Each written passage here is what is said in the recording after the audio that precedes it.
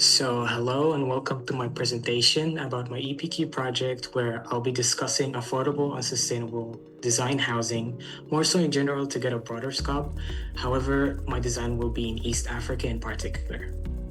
So essentially, my project's final aim is to create a 3D digital housing prototype that is, of course, affordable and also reaches different principles of sustainability, such as minimizing the resource consumption, maximizing the resource reuse, etc., etc. So this may raise the question, why is this even an issue in the first place? The problem at hand, which is unaffordable housing, impacts all over the world the quality of life, mainly socially and economically. For example, did you know that around 1.8 billion people worldwide are having issues with inadequate housing? This alone should tell you just how much of an impact this issue has in the world, which is why I'm going to tackle it. First things first, to keep myself in check, I've been using activity logs as well as a clear plan as to keep myself organized and kind of just reflect on myself during the entire process. So now moving on to my literature review and kind of just giving you a little bit of my main findings and the general trends regarding housing in different regions.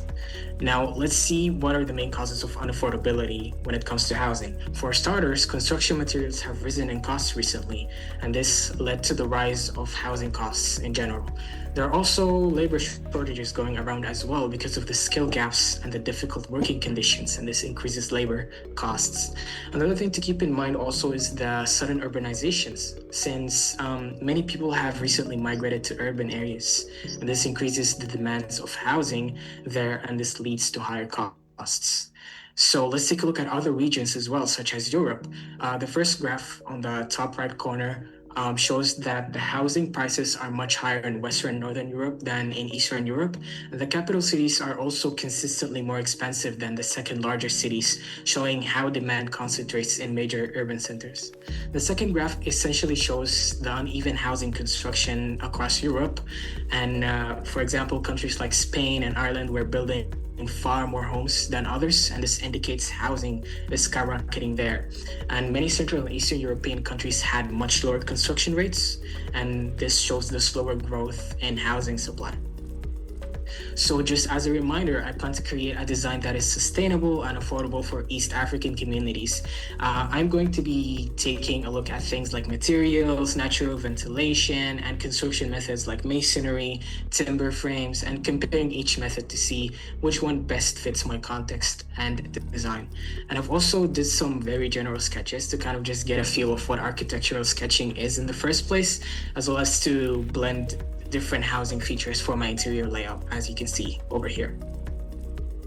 So here are some of the main inspirations I've looked at. I've looked at many different environmental and regional backgrounds, and the main ones that I found to be relevant or just interesting in general were traditional Sudanese country yard housing and its features of being private and having lots of space to prevent overcrowding and to help socially as well. I've also looked at more East Asian features that help with health and prevention of pests or just insects in general, as well as its natural ventilation features to help socially, more specifically with health. So here are some of my future plans regarding this project. For starters, I want to create more sketches that are more detailed about my design's properties and also look at my material choices and finalize those. Then I'll be looking at specifying the general layout of the interior and add more details as well. Especially regarding the floor design. Lastly, I'll have to actually learn CAD or computer assisted design and work on my initial 3D prototypes and other spatial dimensions. So here are my reflections. Let's discuss these skills and the dispositions that I've learned. I improved my research and critical thinking skills by analyzing relevant case studies, articles, and information that is actually related to my project. I became more adaptable, and particularly when I had to change and restructure my literature review due to different challenges. I also learned to be more strategic and plan ahead by having a clear idea of the future steps and how to work on those effectively. I also developed resilience as the project was challenging at times, but I pushed through and I understood that this is just part of the learning process. So here are my references regarding this presentation in particular, and thank you for listening. If you have any questions, you can ask away in the chat.